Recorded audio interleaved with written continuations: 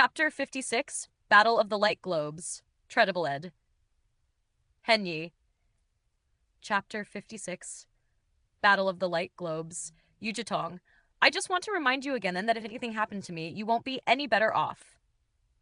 You know that your soul won't last long in its current state and that you depend on me to help you look for a new body. So if there is anything you want to say it now while there is still time. I will not be angry unless it turns out you failed to tell me some crucial knowledge, said Dr. Mo, as he was unwilling to give up any attempts at trying to pry out hidden information from the mysterious youth. From these words, it becomes evident to Han Li that Dr. Mo was in fact very afraid of Yu Ziyang doing something at the final moment that would cause his downfall and was looking for more reassurance that his plans have not been tampered with. In response to Dr. Mo's words, Yu Jitong, who fully understood the risks involved with harming Dr. Mo, replied smoothly, "There is no point in me tampering with your plans, and if I do, then may my family suffer heaven's retribution. Besides, after using the seven-soul devouring technique at the price of your fundamental essence, you would temporarily receive a certain amount of magic power, enabling to use a few simple spells. But your existence now is currently that of a soul. Once your fundamental essence is used up, are you sure you could still execute such a spell?" After Yu Zitong swore a venomous oath against harming Dr. Mo, he prodded at his weaknesses and leaving no way for Dr. Mo to back out. Although Han Li wasn't religious, listening to their dialogue made Han Li pray silently to the heavens that Dr. Mo would give up his evil plans. It seems like a ridiculous thing to do, but it was the only thing he could do. Okay, I will use what I trust and ignore what I don't.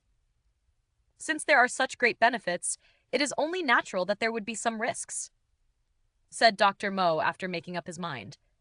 Hearing this, Yu Jitong seemed quite happy and excitement appeared in his words. See, that is the correct mindset. Think about it. You were originally a mere mortal without spiritual roots, unable to step onto the path of immortality. But if this plan becomes a success, that will no longer be the case. With your new body and powerful spiritual foundation, any large sect or clan would beg for you to join. Not only that, your body would be immune to sickness and death, allowing you to live 5 times as long as a normal mortal. Haha, then I will try on this matter. Do not worry. I, Mo Juren, am a man of my words. What I say will most definitely be done. Once I am successful in this endeavor, I will immediately help you find a suitable body with a strong spiritual foundation. I promise you that I won't let you down, little brother Yu. After listening to Yu Jitong's promises, Dr. Mo's initial worry was gone as he took up a kinder tone, addressing Yu Jitong with close familiarity. Then if that is the case, I thank Big Brother Mo. After your success, I will single-handedly teach you each and every one of the cultivation techniques I have in my possession, said the cunning Yu Jitong. He knew he had successfully lured in Mo Juren with his words. Han Li listened as the two shamelessly talked about using his body without asking for his opinions. Even though he realized that he wasn't able to do anything given his current situation, he couldn't help but feel annoyed at how they don't give him any face.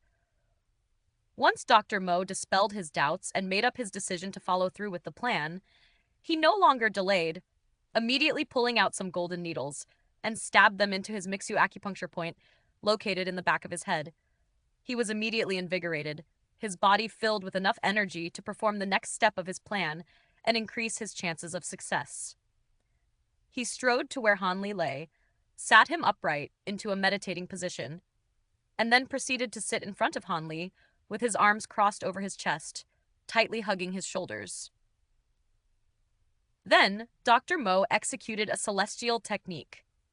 With a wave of his hand, a red beam of light shot out from his palms and hit the pattern that was laid out underneath Han Li, causing the jades placed around the perimeter of the diagram to glow.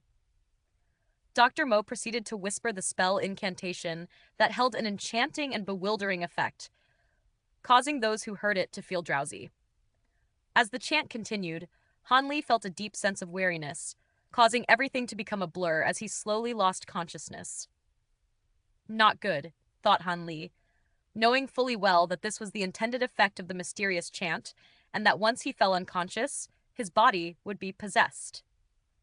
Holding on to this thought, Han Li resisted the temptation to sleep. Thoughts of biting his tongue and pinching himself were quickly disregarded as he was not in control of his body. So in the end, no matter how hard he tried, he was unable to fight off the effects of the spell and fell to a deep slumber. Right before he fell unconscious, the last image he saw was the handsome face of Dr. Mo. At that moment, however, Dr. Mo looked more like an ugly devil than a handsome figure. The last words Han Li wanted to say to Dr. Mo was, "Your ugliness suits you." Within the endless darkness of his subconscious, Han Li dreamt a very strange dream. In his dream, he was a fist-sized globe of green light that was happy and free in his own little world.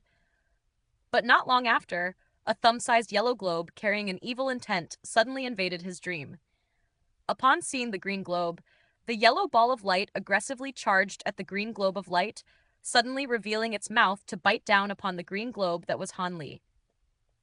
Of course, Han Li was not weak, and he also opened his mouth to retaliate.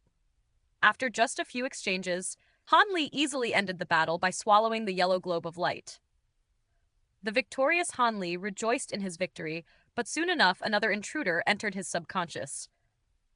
This foreign entity was also a green globe of light that was many more times the size of Han Li, but it did not contain the same glow and luster of Han Li's globe of light. When the enemy saw Han Li's globe of light, it was shocked. Hesitation appeared on its features.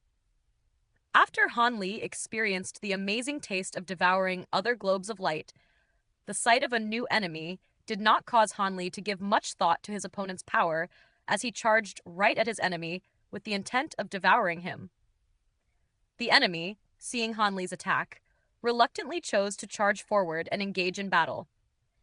Even though the opponent was many times bigger than Han Li, its attacks were only slightly stronger than the yellow globe of light Han Li recently devoured. Upon realizing its disadvantage, the invader tried to turn and escape, but Han Li was unwilling to let it leave so easily and gave chase, biting at the fleeing invader. The invader was very tricky and slippery. Every time Han Li seemed to have caught it, the green globe would cut off the part that was caught and continue to flee. In the end, the invader managed to flee, but its body mass was 1/3 its original size.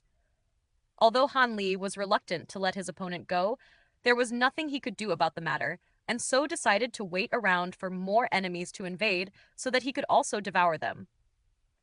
Sadly, no more globes of light came, and he continued to float around.